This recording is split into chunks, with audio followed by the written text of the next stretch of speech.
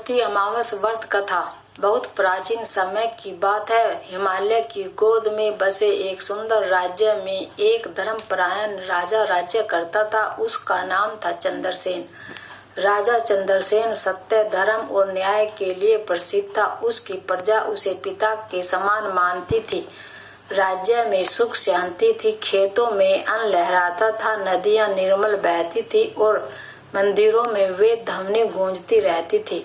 राजा की पत्नी रानी सुमित्रा भी अत्यंत पतिव्रता, करुणामयी और धार्मिक थी। दोनों के जीवन में किसी वस्तु की कमी नहीं थी, परंतु एक दुख ऐसा था जो उनके हृदय को भीतर ही भीतर जलाता रहता था।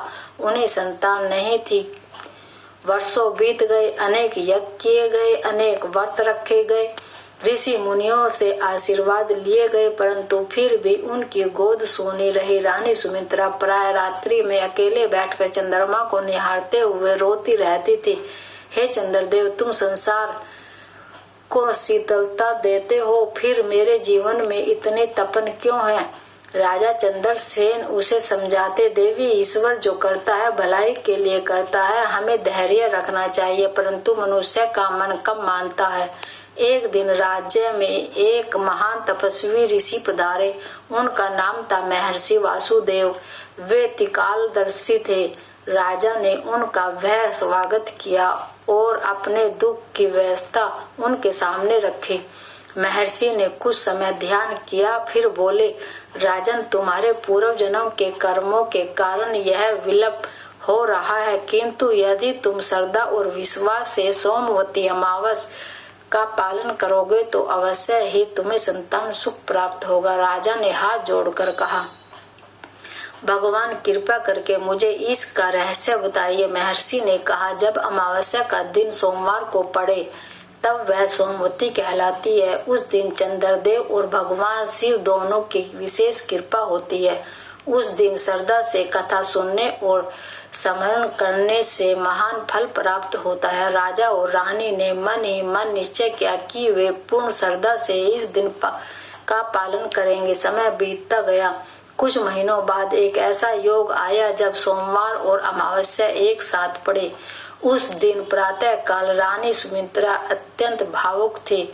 उसके मन में एक विचित्र शांति थी। उसने स्नान किया और मंदिर में जाकर मौन भाव से बैठ गई। राजा भी उसके साथ था। दोनों ने पूरे दिन स्वयं और भक्ति के साथ बिताया। रात्रि में चंद्रमा दिखाई नहीं दे रहा था। अमावस्या का अंधकार चारों ओर फैला हुआ था, परंतु रानी के हृदय में एक प्रकाश जल रहा था। कुछ समय बाद महर्षि वासुदेव पुनः आए। उन्होंने आशीर्वाद दिया और कहा, देवी, अब तुम्हारा कष्ट समाप्त होने वाला है। कुछ महीनों बाद रानी गर्भवती हुई। राज्य में हर्ष की लहर दौड़ गई। 9 महीने पूर्ण होने पर एक तेजस्वी पुत्र का जन्म हुआ। उसका मुख चंद्रमा के समान उज्जवल था। राजा ने उसका नाम रखा चंद्रकांत। चंद्रकांत बड़ा होकर अत्यंत बुद्धिमान, पराक्रमी और धर्मनिष्ठ बना।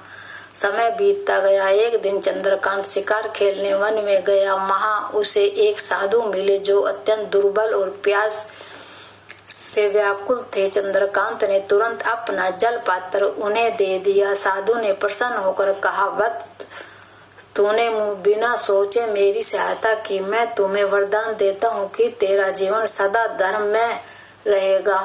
वह साधु कोई और नहीं, स्वयं देवर्षि नारद थे। नारद जी ने आगे कहा, वत्स, तू अपने माता पिता के पुण्य और सोमवती अमावस की कृपा से जन्मा है। इस दिन की महिमा अपार है।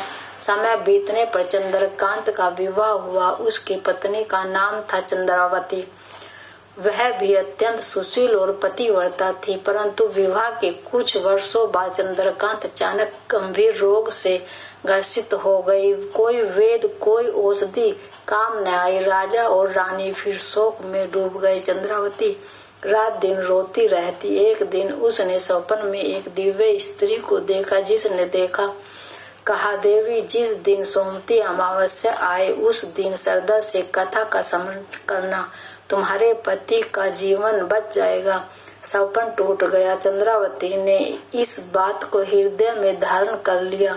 संयोग से कुछ ही दिनों में सोमवती अमावस्या आई। उस दिन चंद्रावती ने मन ही मन भगवान शिव और चंद्रदेव का स्मरण किया और पूरी कथा का चिंतन किया जो उसने अपने ससुराल में सुनी थी। रात्रि में उसने दीपक के सामने बैठकर अपने पति के लिए प्रार्थना की। उसकी आंखों से आंसू गिरते रहे। हे प्रभु, यदि मेरे जीवन का कोई पुण्य है तो मेरे स्वामी को जीवन दान दीजिए। रात्रि के अंतिम पहर उसे सपन आया। उसने देखा कि चंद्रदेव और भगवान शिव साथ खड़े हैं। शिव जी बोले, देवी तुम्हारी श्रद्धा अमिट है, तुम्हारे पति को जीवन दान दिया जाता है। सुबह होते ही चंद्रकांत की आंखें खुल गई।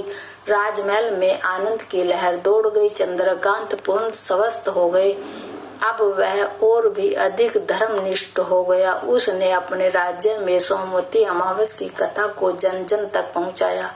उसने घोषणा कराई, जो भी इस दिन श्रद्धा से इस कथा को सुनेगा उसका जीवन कष्टों से मुक्त होगा। समय के साथ वह परंपरा दूर दूर तक फैल गई। गांव-गांव, नगर-नगर लोग इस कथा को सुनने लगे। एक समय ऐसा आया जब उसी राज्य में एक निर्धन ब्राह्मण रहता था। उसका नाम था हरिदत्त। वह अत्यंत विद्वान था परंतु निर्धनता से पीड़ित था। उसकी पत्नी कमला भी बहुत संस्कारी थी। उनके घर में अन्न का अभाव रहता। कई बार दोनों भूखे सो जाते। एक दिन कमला रोते हुए बोली, स्वामी, क्या हमारे भाग्य में सदा यही दुख लिखा है? हरिदत्त ने शांत स्वर में कहा, देवी धैर्य रखो, ईश्वर कभी अन्याय नहीं करता। उसी समय सोमवती अमावस्या आई। हरिदत्त ने उस दिन मंदिर में जाकर कथा सुनी। उसका मन भाव विभोर हो गया।